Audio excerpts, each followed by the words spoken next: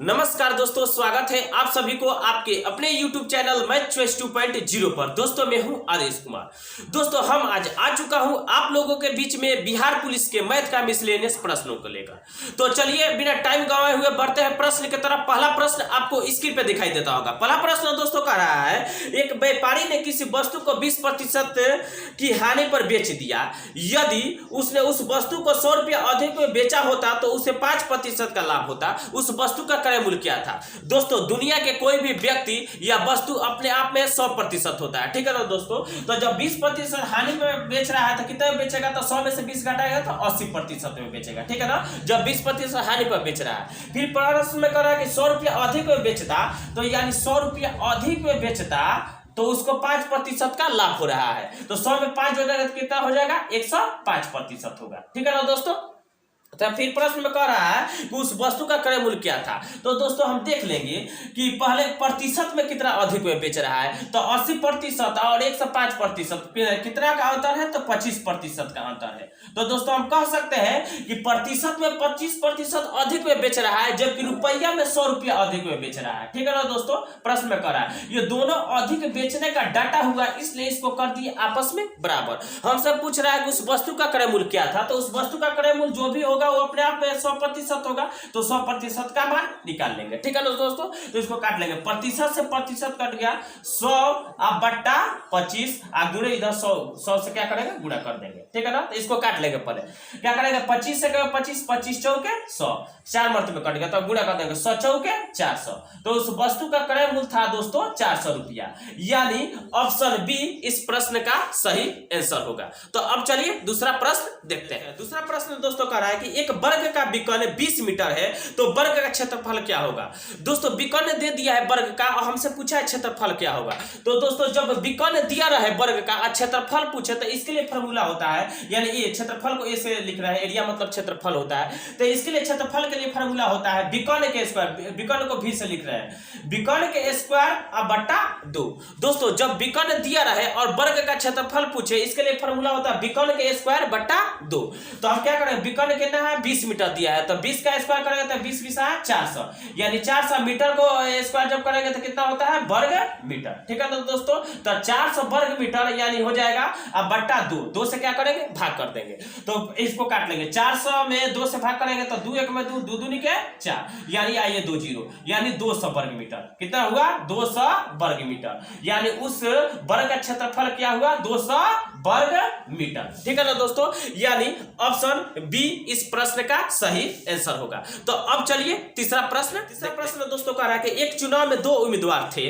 एक उम्मीदवार 30% मत लेकर 16,000 मतों से हार गया, कुल कितने मत पड़े? दोस्तों कोई भी चुनाव होता है वो अपने आप में 100% होता है। तो एक चुनाव में 2 उम्मीदवार थे, तो लिख लेते हैं पहला उम्मीदवार, आप फिर इधर लिख लेते हैं दूसरा उम्मीदवार, ठीक है ना दोस्तों।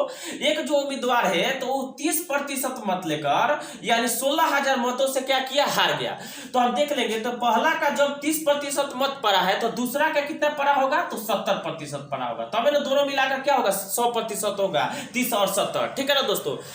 100% क्या होता है? चुनाव होता है 100%। तो पहले का क्या पड़ा? 30% मत लेकर यानी 16,000 क्या है? 16,000 मतों से हार जा रहा है। तो जब पहला का 30% पड़ा है तो दूसरा का कितना पड़ा होगा? मत 70%। तो हम देख लेंगे कि प्रतिशत में कितना प्रतिशत मत से हार रहा है। तो देखेंगे 30 और 70 में कितना का अंतर है? 40% का अंतर है। तो कितना प्रतिशत का अंतर है? 40%। तो हम कह सकते हैं कि प्रतिशत में 40% मत से हार रहा है, जबकि रियल में 16,000 मतों से क्या कर रहा है? हार रहा है। ये दोनों हारने का डाटा हुआ, इसलिए इसको कर दिए आपस में बराबर। हमसे पूछा है कि कुल कितने मत पड़े, तो जो भी कुल मत पड़े होंगे वो अपने आप में 100% पड़े होंगे। तो 100% का मान निकाल लेंगे हम। तब क्या करेंगे? प्रतिशत से प्रतिशत कट गया, तो इसको क्या करेंगे? 16,000 बट्टा 40, उधर ये जाएगा गुणा में हो जाएगा 100, तो ये 100 गुणे 100। तो इसको काट लेंगे, तो इसको काटेंगे जब 16,000 में 40 से भाग करेंगे तो 40 1 में 40 और 40 चौके क्या होता है? 160 है, ये 2 0। तो अब क्या हुआ? 400 मर्त में क्या हुआ? कट गया। तो अब क्या करेंगे? 400 में 100 से गुणा करेंगे, तो 400 में 100 से गुणा करेंगे तो कितना होगा? तो 40,000। तो आप कह सकते हैं कुल जो मत पड़े हैं तो 40,000 मत पड़े हैं, ठीक है ना, उस चुनाव में। तो यानी ऑप्शन डी इस प्रश्न का सही आंसर हुआ। तो अब चलिए चौथा प्रश्न को देखते हैं। चौथा प्रश्न कह रहा है कि यदि ए अनुपात बी बराबर 2:3 और बी अनुपात सी बराबर 4:5 हो तो ए अनुपात बी अनुपात सी बराबर होगा, ठीक है ना दोस्तों।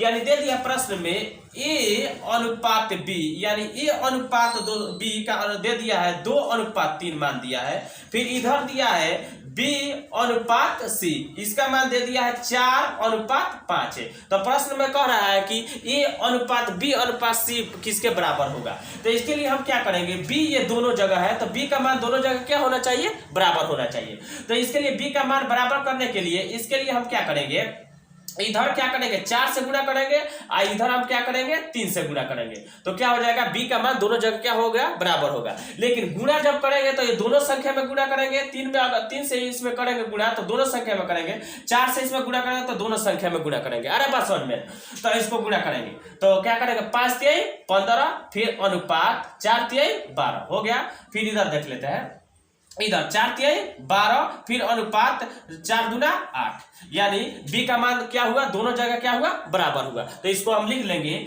ए अनुपात बी अनुपात सी। जब बी का मान दोनों जगह बराबर तो एक बार लिख देंगे, तो ए का मान आया 8, फिर अनुपात बी का मान दोनों जगह बराबर तो एक बार लिख देंगे 12, फिर अनुपात सी का मान आया है 15। तो हम कह सकते हैं ए अनुपात बी अनुपात सी यानी किसके बराबर होगा, 8:12:15 के बराबर होगा, ठीक है ना। यानी ऑप्शन डी इस प्रश्न का सही आंसर होगा। तो ऐसा ही वीडियो देखने के लिए धन्यवाद। मेरे चैनल को सब्सक्राइब और